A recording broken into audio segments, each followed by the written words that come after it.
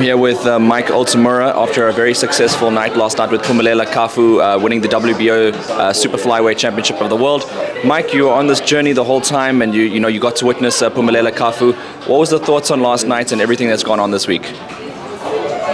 Yeah, you remember what I said to you a couple of days ago, Hayden? Remember I said to you, he's an absolute consummate professional, very locked in, very focused, very attentive.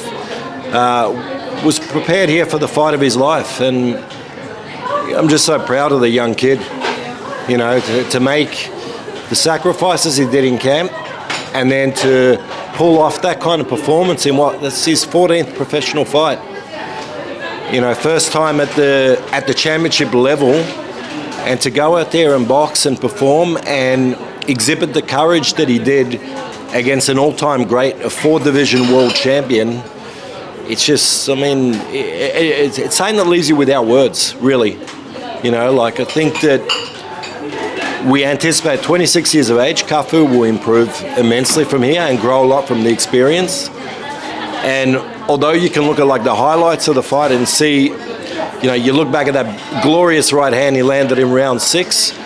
To me, what I take out of that is that fighting spirit coming out of round 7, which was a very tough round, and then I thought really put a stamp on the next few rounds to seal the fight, and then really digging deep and braving through that 12th. That's the kind of character, that's the kind of heart of a lion that you either possess or you don't. And not only does the kid have championship boxing skills and abilities, he's got a championship fighting heart. And we're in Tokyo, right? The land of the samurai. And I think that Cafu belongs alongside every single samurai in history.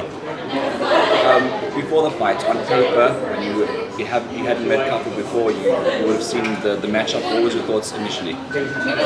My thoughts initially are, I'll ask his trainer manager, Colin Nathan, who, as you know, is one of my dearest and closest friends. And I said to Colin, what do you think? And Cole said to me, he goes, look, I'm confident. I think the kid has the ability, he can win this fight.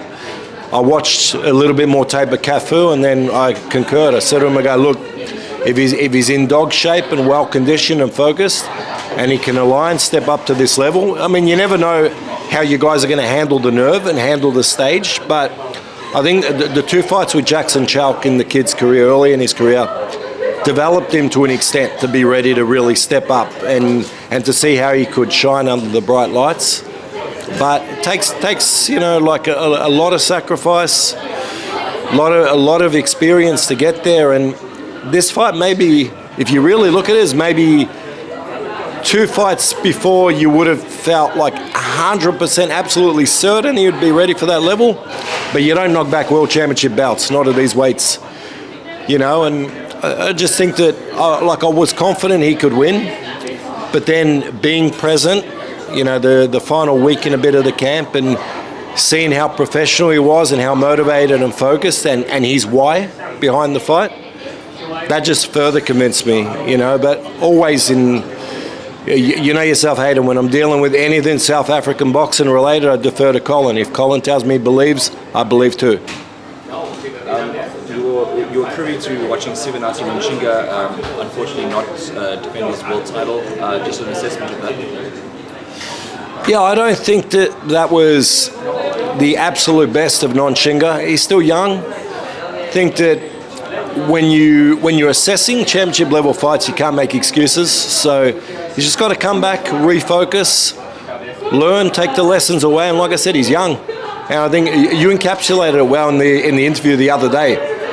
Being 2-time, you lose about it just means you can come back and be 3-time, right? So it's a young kid. If the spirit is still intact, he's got all the tools and all the ability to come back and be a champion again. Give us a brief story behind the bucket hat that everyone's seeing you in the corner with, because everyone's like, who's this guy with a bucket hat that's Yeah, can you please get a shot of Shannon? So, you want to know why I didn't get one? I didn't want to mess up my hair. Yeah, of course. Yeah, we know about Colin's quote unquote vanity.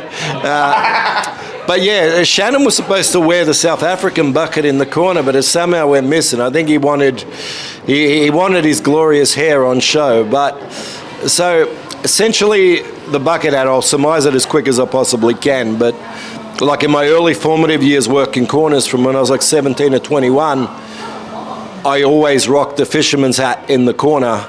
And then I kind of brought it back for TJ Dhoni's world title challenge against the Monster. In a way, it's a bit of a throwback vibe. And it just started to catch fire on social media. So I was like, you know, why not? Let's just keep rolling with this. But maybe, I don't know if you can intersperse a little flash of the hat from last night, because it was super, super colourful, of course. But I'm also wearing bucket hats today. I'm also doing it. Check there. oh, exactly, exactly. See, we've inaugurated Hayden to the bucket hat army as well. But yeah, so last night's hat, which you've seen, was like a true African vibe, multicoloured, a lot of flavour. I thought it suited kind of the character of Cafu as well. That's now retired, so any offers, you know, like, I don't know the rand to Australian dollar conversion, but, you know, like, we need some significant offers. That's a championship bucket hat, 1-0, retired forever, and it was part of the journey of rolling a 4th Division World Champ. So that one can go happily into retirement. Now we've got the champion one we're rocking. Maybe we can speak to Kappa Africa and get them to make some Kappa buckets. You never know. But yeah, Edge is part of my vibe, and you know, like, look, boxing is such a serious industry. It needs to be at times, but we need to have some laughs and some fun and smiles too. You know, so just part of, like I said, it's part of my character, part of the journey, and part of just kind of being a little bit chilled out under pressure. In your journey, what's up next for you? I'm flying in about 3 hours to Orlando, Florida. I got Mateo Tapia fighting on Saturday night on the PBC show. Opening fight against Andrew Saavedra, dual regional title bout. Mateo's top 10 in the world currently as a middleweight, 17-0, and he's improving all the time. So I'm looking forward to seeing what he can put on display this Saturday night. When you come back to Japan again? When I come back to Japan, I don't know, they might ban me.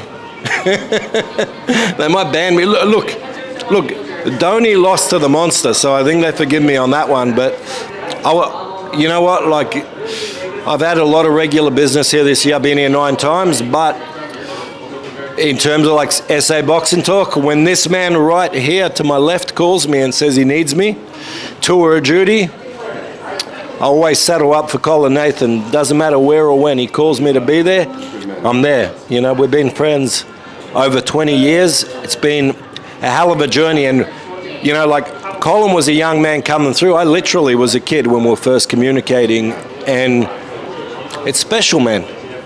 Like, these kind of moments you got to really savor, and that's what I was saying to the team, you know, to Shannon, to Larry, to yourself, Hayden. Like, these kind of moments, it's easy to take them for granted, but to be able to share it, to be here and be present and share in Cafu's performance with someone who I just respect so immensely in Colin, that makes it ultra special to me as well. Where does this one rate in terms of your all-time victories for the Cafu victory? Top 5. Yeah, top 5. Got to be top 5. I mean, like I said, he rolled a 4th Division World Champion against the odds, and we gave him a shot, but a lot of other people didn't. They completely wrote him off, and you know, sometimes you make the mistake of looking too much at comments online and things like that. And I seen somebody saying online, and you know, Cole will get a laugh out of this one, but like, they were saying, you know, oh, he hasn't fought much competition. So obviously they don't know Jackson and guys like that. They're not familiar with the SA scene, but they said, oh, he faded late against Genesis Lebranza. He won't be able to deal with the heat in a world championship bout. When fighters are young and developing and learning to go rounds, there's going to be some bumps in the road. It's about how you find your way to the end of the fight. And you know, I know with this kid, as soon as he would have started training out of the hot boxing gym, I know that he would have elevated to another level. I know the psyche, I know the mentality, I know the preparation for championship level fights. So, yeah, man, this is a really special one to share in and embrace. And I'm just proud of the kid, man. He's such a wonderful kid, absolute lion, and he can forever call himself a world champion. Just lastly, Mike, do you want to just tell people where they can follow you, where they can follow your journey? Yeah, so follow my journey on Instagram at MJ Altamura, and same on Twitter.